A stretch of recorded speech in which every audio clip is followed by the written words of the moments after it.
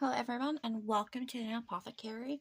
This is my first attempt at filming a YouTube video, so I have decided to start off rather simply with a Temu nail charm haul.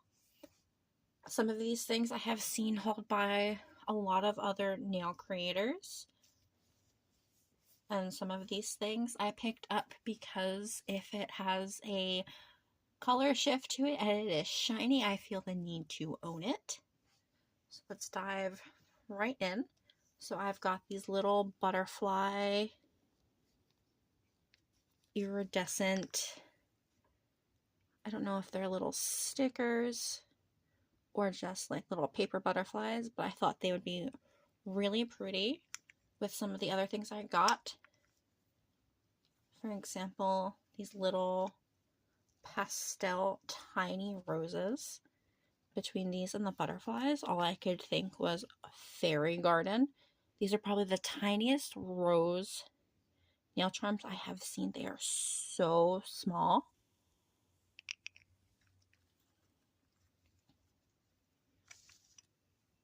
So I picked up, this is just your standard like ball chain with some loose like silver caviar beads. As you can see, they're very staticky, so I am not going to open this one. I also picked up this clear spider gel. I tend to do a lot of isolated chrome work, but I tend to be very neat and precise instead of like abstract with some of the line work. So I thought spider gel, because it's slightly difficult to control, might be able to help me with that. So whenever I open products like this, I like to cut around the center of the seal so there's like a little lip, because if the product ever like tilts somehow, it's going to make less of a mess and it's not going to get into the threading of your jar and cause like a big sticky mess. But as you can see, it's just standard spider gel. You kind of touch it to a point and it sticks and it becomes very stringy.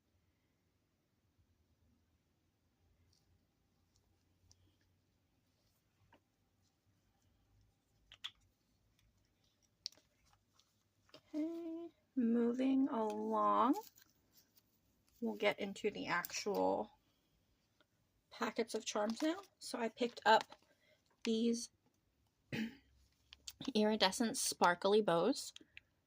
I like things like this because you can kind of shift the color a little bit depending on what kind of background you stick it to.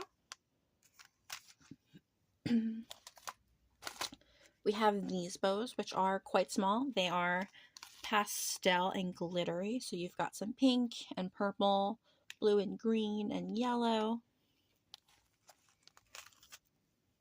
And my final pack of bows are these iridescent ones. There's some yellow and green and pink and purple. So these are probably the largest nail charms I currently own right now. I am very bad at having things attached to my nails. I tend to snag on everything, so I tend to shy away a little bit, but these are really pretty, and I couldn't help myself. So we've got these pink and blue tie-dye looking rose charms. I thought they were really darling.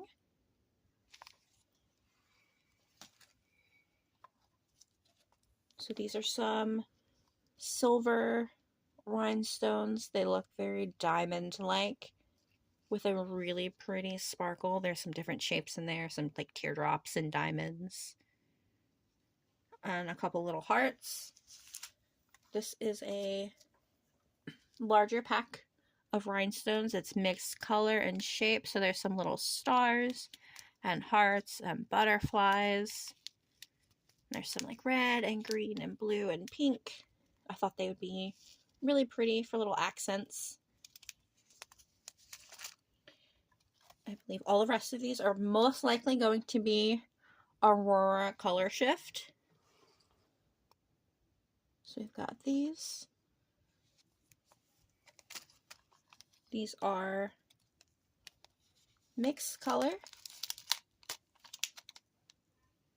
So there's some pink and purple and clear in there. These are silver crosses with some like mermaid style gems in the center. I believe there's 20 in this pack. These are the tiniest rhinestone I've ever seen. So I believe these would mostly be used to make some snowflakes most commonly. I think combined with caviar beads and like some chain, it would be really lovely to look at. And I love the little baggie it comes in. Okay. Once again, we have some color shifting, mixed color, mixed shape rhinestones. And then the last pack, very similar to some of the others.